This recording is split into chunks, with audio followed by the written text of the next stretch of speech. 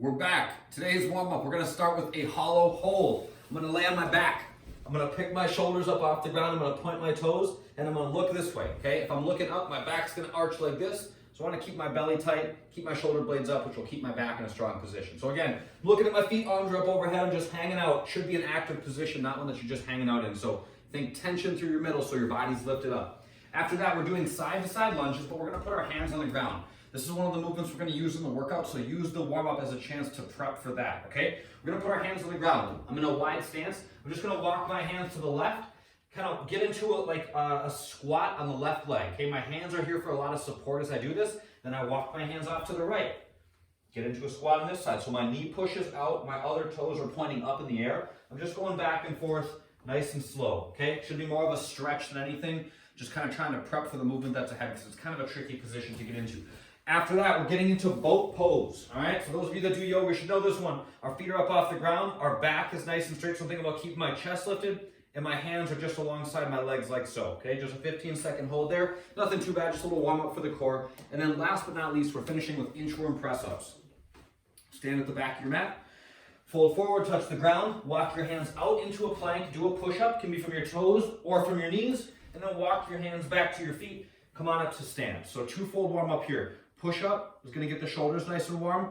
The inchworm part of it should put a little stretch on the back of your legs to hopefully warm you up there. That's the warm up. The workout, we're doing 4 different movements for the equipment version. 4 different movements. I'm going to start with the most complex one. We're going to begin with a Turkish get up. We're not going to need this until a little bit further into the workout, but it's got kind of a lot of moving parts. So the way that I want this to function is as you're watching this video, I want you guys to do a couple with me. Okay, we're just going to walk through this thing. But I want you to kind of do it as I talk you through it and as I work through it myself so you can watch what's going on. There's a handful of steps here, and as you get more comfortable with these, it's easy to want to start to skip some of them. That's not allowed, okay? You have to do all of them every single time. This is one of my favorite movements, actually. It's one that is kind of weird because people are like, what does this do? But I think that this is one of the best movements we can do for range of motion in our joints, for strength, for our entire body, for coordination, balance, agility.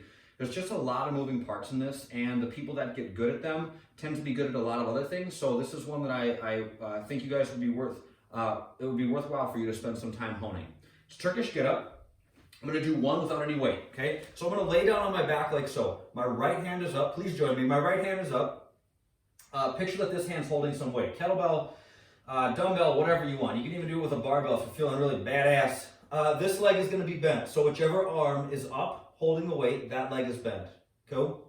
Left hand is going to be out to my side at about 45 degrees. So I'm not right here next to my hip. I'm not right here up next to my shoulder. I'm halfway between.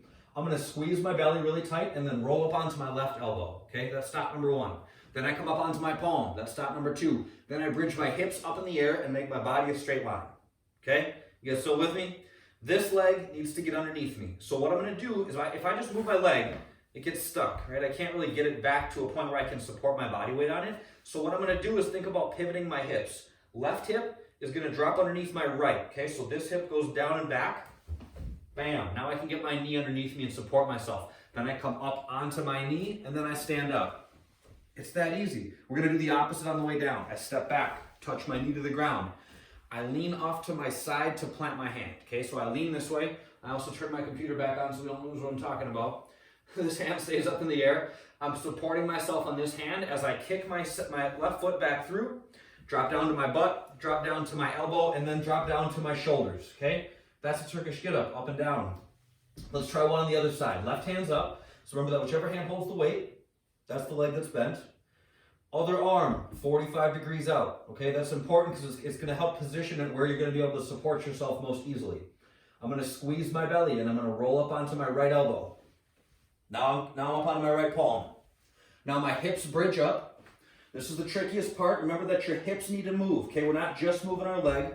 This hip, my right hip, drops underneath my left, and I plant my knee in a position where I can support my body weight. So make sure that you're not having to move a whole bunch. When I come up, I'm just kind of lifting my body up, right? I'm putting my knee in a position where it's right underneath my hip when I come up. I face forward, and then I stand up, all right? Exact opposite on the way back down. I step back, plant my knee. Plant my hand off to the outside of my knee, kick my foot out in front, drop down to my hips, my elbow, and then my shoulders. We did it. I did a Turkish get up on each side. In the workout, you're gonna add some weight to these, okay? Make sure that the weight does not change the shape of your body, okay? The weight does not change the pace that you go at. You guys are always in charge of the weight. The amount of weight that you use should never dictate the way that you move, the positions that you get into. You're always in control of the weight, not the other way around. Go. Okay, I'll talk about when we're gonna use those in just a second. The equipment version is 12 minutes long, all right? So for 12 minutes, we're gonna do 16 jackknives, 12 side-to-side goblet lunges, and then 8 one-arm half kneeling dumbbell strict press. Whew, so much to talk about. Jackknives are pretty straightforward. They're one-sided V-ups. They're much better than a V-up, so you got that to look forward to. Right arms up overhead. I'm gonna come up off the ground and touch my left foot. All the way up, touch my foot. Then I go the other side, left hand to right foot. We just go back and forth, nice and slow, or you can go really fast, whatever works. Try to keep the extending leg as locked as you can. After that, side to side lunges. We're gonna add a little bit of weight, okay? So I hold onto a dumbbell in front of me like so. I'm gonna go to a wide stance. This is what we build on in our warm-up. I'm in a wide stance. I'm gonna sink to my left into a squat. As I do that, my right toes point up towards the ceiling. So I squeeze my belly to keep my back flat, squat to my left, let my right toes point up. Then I stand up and come over. Pivot to my right, my left toes go up.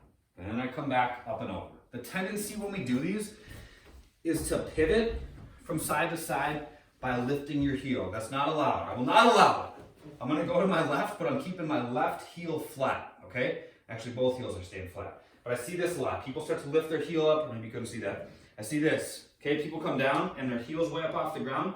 Keep that heel flat. That's gonna help you use some of the muscles in the back of your leg, which we want to put to work in this thing, okay? Heel stays flat. After that, 8 strict one-arm half kneeling dumbbell strict press. Oh my God, so wordy. I'm gonna get into a half kneeling position, which looks like this. Ooh, I'm even demoing with my bad side. How about that for humility? I'm gonna put the dumbbell up on my shoulder. I'm gonna squeeze my belly. I'm gonna press and then come back down. Okay, that's 1, 2, nice and slow and easy. Whichever side of the knee is down below you, so my left knee is below me, that's the side we're gonna hold the dumbbell on, okay? So it's 16, 12, 8, and the dumbbell press is 8 per side. 16, 12, 8, 16, 12, 8 for 12 minutes. You just keep cycling through that. However, when you get to the 6-minute mark, you have to stop and do 6 of those Turkish get-ups, okay? That's not the kind of movement. A Turkish get-up is not one that you want to rush. If you guys want to go fast, you can do that when we do burpees, V-ups, squats, like whatever. Turkish get-ups are one that are done slowly, intentionally. So that doesn't mean that you have to move at a snail's pace, but it does mean that you need to demonstrate control throughout. So don't rush them. It's to your benefit to make sure that you stop at all those designated stopping points and that you emphasize control as you work. So nice and steady on those. It's only 6 of them. It's just 3 per side, but make them perfect. That's the equipment version. The bodyweight version is pretty similar. We're going to start with jackknives and then side-to-side lunges, but we don't use any weight, so just body weight on those. And then we're going to do some decline push-ups, okay? Decline push-ups instead. We're going to do 8 of those instead of the strict press. So think of a traditional push-up with your feet elevated a little bit. The more elevation you get, the more challenging it's going to be. You guys kind of figure out what's right for you on those. If you feel like the decline is just making them too goofy or you feel like you can't do them well, just go to a regular push-up and scale those back as is needed. Go from your knees, put some books between your hands, whatever works best for you. The accessory work today, oh boy, bicep curls. Sorry everyone, you gotta see this.